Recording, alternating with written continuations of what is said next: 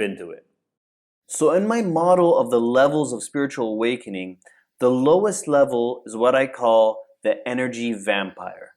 This is a person who is extremely self-centered and self-serving, and they use and manipulate other people for their own gain. They're obsessed with power and status, thinking that life is all about attaining these things, and because of that, they end up preying on people's energy and create a lot of negativity. Most of the world's problems are actually created by this minority of people whose obsession with personal advancement makes them act in cruel and oppressive ways. And yet, beneath the seemingly evil surface, they are deeply wounded and lost souls who are in dire need of healing, and they're subconsciously calling out for help.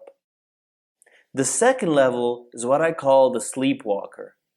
The sleepwalker is the vast majority of humanity at this point in time. They are asleep to the true nature of reality in themselves and live a mundane life controlled completely by the conditioning of society. They are in a state of dissatisfaction and unhappiness beneath the surface, desperately seeking meaning in the wrong places, even if they seem to lead successful lives. The third level is what I term the positive seed. While this person is technically asleep spiritually, they are a strong positive influence to those around them, and they don't conform to all of society's rules and perspectives. They're a mover and shaker who is changing the status quo in a good way, seeking out more justice, equality, and positive changes to the world. But because of their lack of spiritual awareness, they often spend their lives fighting an uphill battle, trying to achieve their aims through willpower and effort alone, instead of tapping into universal manifestation principles. The fourth level is what I call the aspiring manifester. This is a person who has started waking up to the true nature of reality, realizing the truth that consciousness creates reality. Because of this, they choose to direct their thoughts and emotions to attempt to consciously design a life of abundance, joy, and other uplifting emotions and experiences while caring about how their energy impacts others. They are taking the more efficient path to creating positive change for themselves and others by focusing more on the true cause of change, which is their thoughts and state of consciousness. But there's a whole deeper level of spiritual and universal truth that they haven't discovered yet. And this is the major obstacle they continue to face in trying to have the life their soul truly longs for.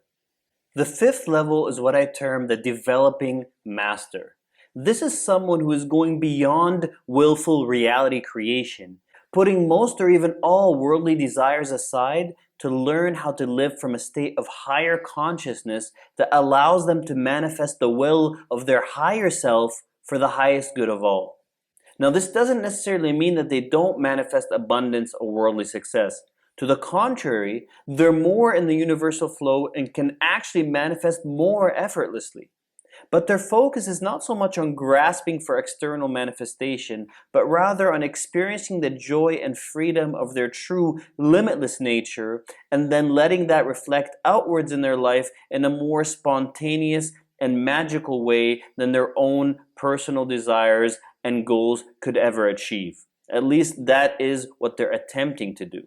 And because of this, they can eventually end up achieving more and go far beyond those limited goals and desires while being much happier and more fulfilled in the process.